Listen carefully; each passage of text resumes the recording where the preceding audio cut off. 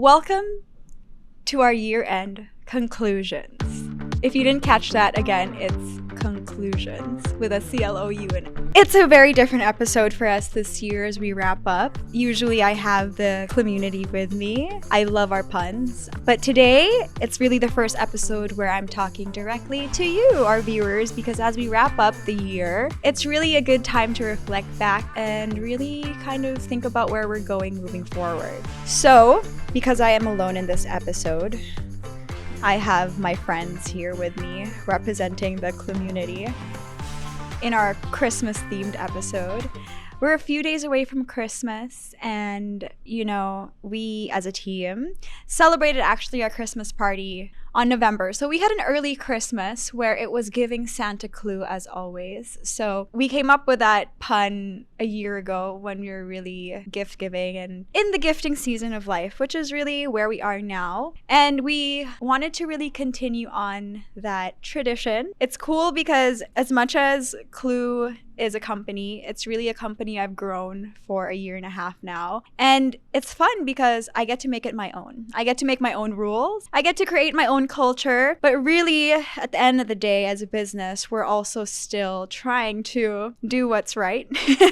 So with that, in this episode, I wanted to share a little more about how I'm wrapping up this year. And when I say me, I'm not talking about Clou, because I think that's really my main takeaway from this year. It's very clear to me now that I have transitioned not as Clou anymore, but Christelle is really a separate identity as it is from Clou. And coming into 2023, that was really my main goal. It wasn't really just to define that completely for my viewers and for my clients, but it was more so to define that and distinguish the difference between who Christelle was and who Clou was for myself. So I think that successfully I was able to do that. I do feel confident to call Clou not just me, but to say Clou is my team now. So I think that's a really big step forward for us. And not just for us, but since this is a Just Christelle episode, really, it's important for me that I get to really feel who I am as a person and how I've grown as a person versus how Clou has grown. So in our previous episode, I think it was a community episode as we call it, and I was so grateful for my team to have shared with me not just their first impression of Christelle, but to see also how they have seen me grown as a person meant a lot. And so with that, we were planning a trip. I really wanted to make that part of our company culture. So I was even sharing with them. We visited Cebu together, and I was sharing with the team how, the fact that I was able to do that for the team was really my thank you for all the hard work that the team put in the whole year, because I really wouldn't be here if it wasn't for who I call the community. So the community expands beyond just the team that works with Clou, but I think coming into the year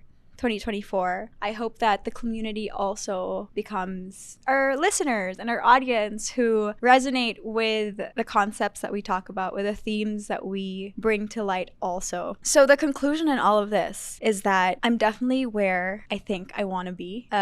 This concept of community, which we all laughed about in the beginning, really is not really a cliche for us anymore, because we have really given meaning to what it means to each one of us. And so to me, what that means wrapping up this year is really a safe space to dream and a safe space to dream big. So I think that goes hand in hand. A safe space to use your imagination. And this is exactly what I have next to me right here. So I'm not going to flash this, but this is really just a representation, inverted, of our Clou 2024 goals. Ta-da! Yeah, so I wanted to share that because I talk about, say, like visualization in previous episodes, and I share that with a team. But I think that hopefully, whether one or two people are listening to this, you have time before the year ends to also visualize, not just wrapping up and reflecting on the year that has passed, but to visualize what you want for yourself in the future also. So future, may it be tomorrow, may it be a week from now, may it be a month or a year from now. This is kind kind of my favorite conclusion to do for myself. That's been a practice for years now. I'm trying to look for my own letter. Okay, so I don't know if you can actually see that from there if you zoom into it. Here. It says to Christelle 2024 from Christelle 2023. And everybody in the team actually has their own versions and letters that they've written to themselves. More so drawings because we're a bunch of creatives here. So whether it's drawings or words that are meaningful to each person, the whole concept of why we do these reflections is not just to check in with ourselves, to really count our blessings and to be grateful for what we have accomplished, but it's a space for us to dream even bigger, to reassess and realign with ourselves, because I really believe that our goals change. Like what I wanted yesterday is still what I want today. But what I wanted maybe a few months ago is very different from what I want today. And like new desires keep coming up for myself. And so not just with Clou as the founder of it, but as a person also, I think it's very important that my personal goals align with my business goals. And I don't know, I just have fun with it. So it's just a fun game that I like to play with myself, to challenge myself, to see what I can achieve and to see what can actually come true. Some of my goals and my like desires in these letters or this letter sometimes seem very unattainable, but I kind of like it that way because it's that much more fulfilling when those said unattainable goals actually come true. So I hope it's the same for someone out there listening, feeling like a failure or feeling like nothing that they ever wish for has ever come true, or for those feeling like they're undeserving. I think that's really what stood out to me in the last trip that we had together as a team, is that when we're going through rough seasons in our life, for example, it is very common to feel like you don't deserve good things to happen to you. And I think that's actually what blocks a lot of us from good things happening to us, is the feeling that we're not deserving. And so that's where, for me as a leader of a team, that's where I draw from, because I do like to remind everyone that everyone is deserving of a good life, no matter what you've done right or wrong in your life. The year-end conclusion is that no matter what we feel like we could have accomplished this year that we didn't do, that doesn't mean we're any less deserving of what still could be for us. So I don't know about you, but I'm actually excited for the new year. I'm excited for change. I know the concept of change actually scares a lot of people, but for me, change is just me accomplishing even bigger dreams and goals that I hope for, not just for myself, but for the company. And yeah, you know, like at the end of it, the goal of this whole podcast is to extend the conversation beyond our actual room. I know we started the conversation here with the team, and even in the first episode of this, I would tell the team I wasn't actually comfortable speaking to the camera straight. And so for me, that's a small win that I am able to do this for this concluding episode of the year. And so I will go into the reflections that the team has sent over. And first is, what significant accomplishments over the past year stands out to you? And are there any breakthroughs that make you feel particularly proud? I think coming into this year, I dream big, but I also, to be honest, manage my expectations. So I knew that, say, a certain number of clients that I aimed for would be attainable. I just didn't know, like, how much of a team would come around that. Like, you know, with growth in business and the number of clients also means that I'm growing my team. And I think that's where there's a lot of misconception, especially with social media. You know, like, I'm happy to pump out content actually showing the best parts of us. So whether that's us having fun, whether that's us laughing or putting curated content out, that still very much represents who we are as a company. But sometimes what we also don't show are the moments where we're working really hard. You know, we're sitting in that table. There's always no way out but forward. And that's kind of where the idea of drawbacks and breakthroughs come in for me. How the company's team has evolved through the year. Oh my gosh. This time last year, we were like three people.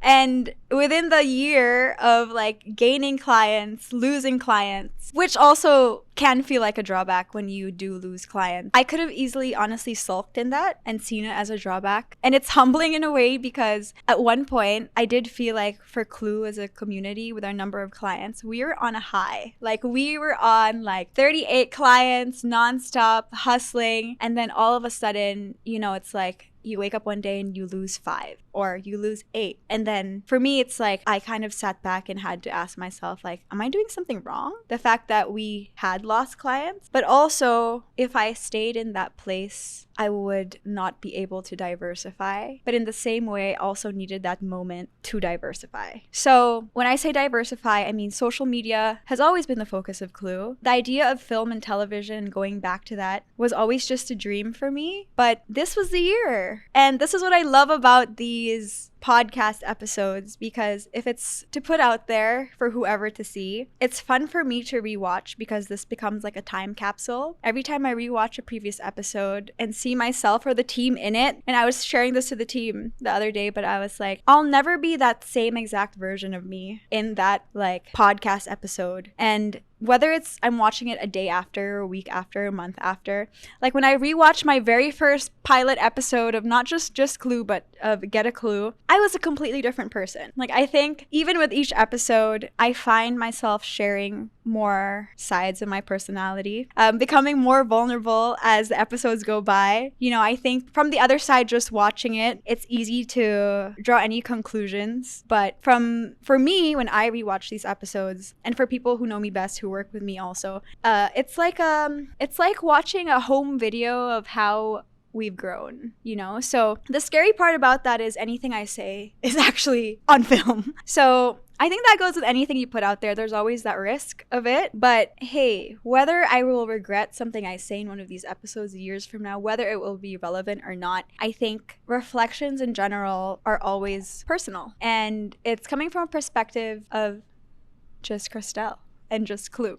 So the next question would be, throughout the podcast episodes of this year, are there any particular episodes or moments that stand out as favorites or memorable to you? And what made them special? So I could always say that each one of the guests I've had on here were, of course, so memorable and so special. But the episodes I think that really felt most memorable to me were the episodes with the community. And not this community, but my team. I think that right now, especially with social media, there's a lot of scripted content. And not to say, like, this is scripted still to an extent. So don't believe everything you see out there, because there is really going to be thought to everything we curate and put out there. So in a way, this does have flow and this is planned out as a podcast. But when I say more scripted, I mean, like, I just love that with the community being a part of my episode, I get to give everyone a chance at speaking out, you know, and like to make everyone on the team feel valued, to give everyone a voice, because everyone already has a voice, but to at least to give them a platform to be confident enough to share that voice and to share their opinions. That's what really matters to me, and that's what makes those community episodes special. So outside of my personal journey with Clou, the moments that stood out to me in 2023, good or bad, feel free to share whatever comes to mind. I think this was the first year that we really went back to normalcy after the pandemic. So to go from those moments of wishing that the world was locked down again, to everything going into full speed so fast, and I don't know if people can relate to this, but it really feels like everything happened overnight, where it's like we went from not being busy, and just when we enjoyed not being busy, everything became so busy again.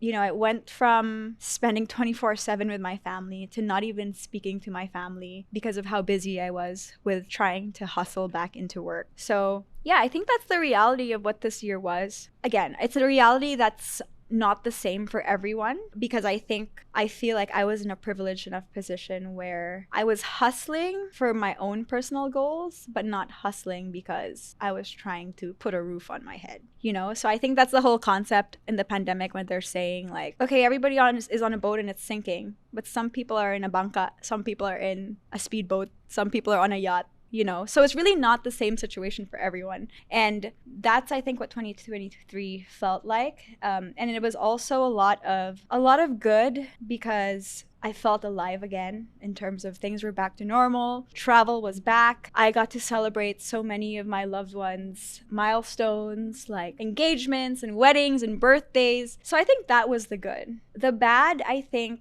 came for me. The bad was that I had to face reality again.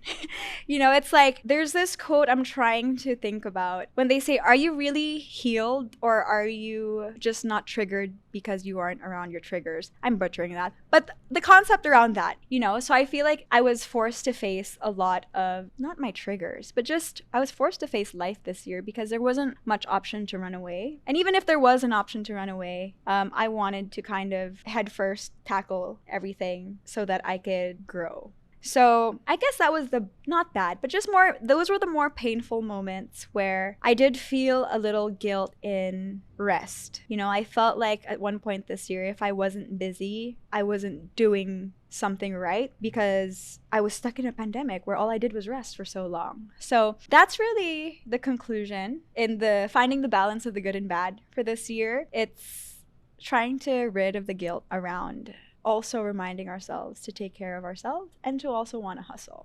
Okay, what's a key lesson that I learned this year that contributed to my personal growth? I'm growing every day.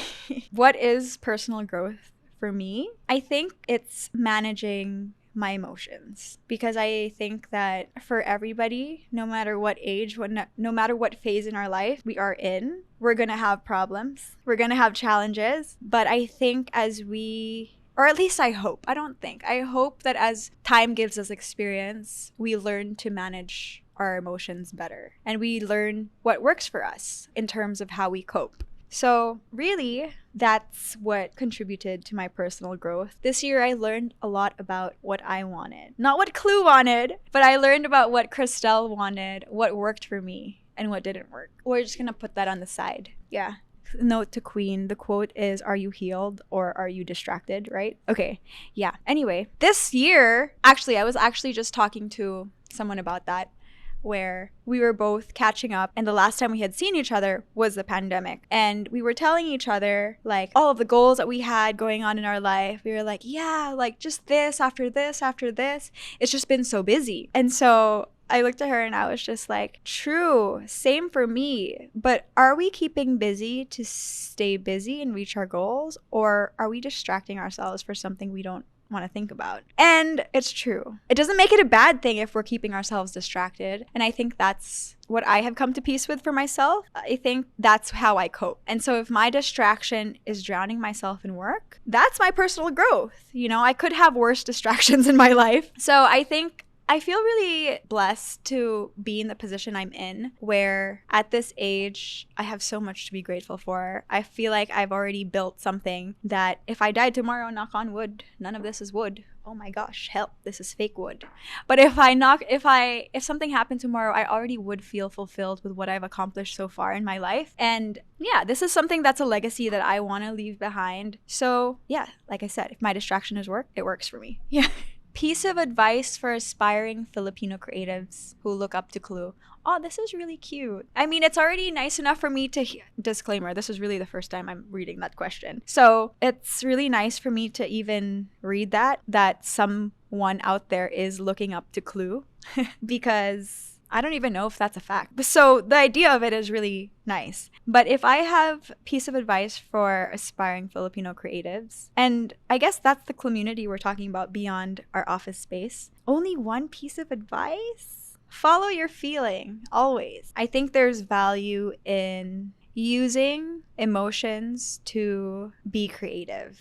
I think emotions a lot of times, and humanity is what drives creativity. So my advice would be feel your feelings, whatever your feelings are, whether it's anger, whether it's sadness, whether it's happiness. Yeah, flow. That's really the advice I can give. What excites me the most about the upcoming year? For Clou, it excites me because we are co-producing some exciting things like movies. And I'm like hesitating to say any of this because in my head, I'm like, wow, if this is on camera and then it's out there for everyone to see, including myself, and then it's not actually made, I would be very sad. So that's actually how my brain works. I'm just thinking out loud. But yeah, I think what excites me about 2024 is that we have on our horizon co-productions on the line. It excites me that I hope to have a wider reach in terms of not just regional, but to grow the community internationally. I think that there are Filipinos everywhere, and if we're really trying to highlight and give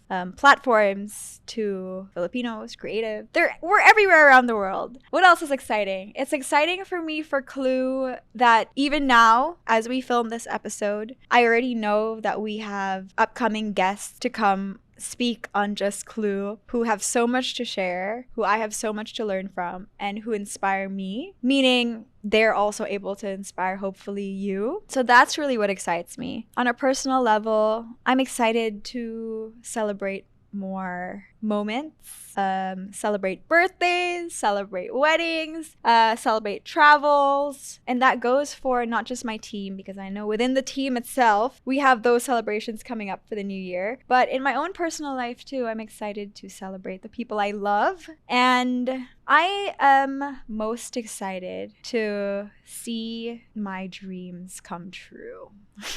That actually sounds cliche, but I don't know. I think it's just having faith, and that's something that I have a lot of. I have faith in myself, and I also have faith in my team, and I always just trust that the right people come to me when I need them most, and I trust that the wrong people also come to me when I need them most. And when I say that, I take each person that comes my way as a lesson. Each lesson is always a blessing, so there's no such thing as a bad lesson to me. And I think that's the most impactful thing in my everyday. It's always the people I meet. So regardless if AI and technology is taking over the digital world, I don't think that people are going away anytime soon. Not in the next year at least. So I think that's what excites me. Yeah. Any new goals, aspirations, or strategies? I think that I come up with, I'll go backwards in this question. Aspirations as they come. I come up with strategies as they come. So as the problems come. So I strategize and work under pressure. So my strategy is to really go day at a time, as it always has been. My major aspirations is really to keep growing this community and to hope that my audience will find me. And for any major goals that I have, that I already haven't talked about, my goals are really to, on the personal front also, find something that's long-term for my growth. So I think something I've always envisioned for myself is something that's stability, and that's something I find in Clou. So if I can continue to create something that's long-term for myself, like I said, something I can leave behind as a legacy, that's something that I work hard toward. So those are really the questions that wrap up from the team. And as we kind of close up this year, and I think this is the 5th episode of Just Clou, I look forward to even more episodes together. So I hope that more people will actually interact with us online to help lead us into the next topics, to help guide us into what and who you want us to feature, because like I said, no dream is too big in terms of who we want to guest on this podcast. I think everything is possible. We're all just one network away from each other, I think. So especially here in the Philippines, I'm so excited to share this platform with real people and not stuffed statues. So I just want to say thank you for really making this year a fulfilling one. Of all the words I can choose, I think that's really what it is. Thankful to my clients, of course, to our clients, better said that way, because they've really trusted us to grow their brands, and they've really also grown hand in hand with us, which is also the most fulfilling feeling. So to more clients, to more memories, and to more conclusions, I think that wraps up this episode of Just Conclusions. Merry Christmas and Happy New Year.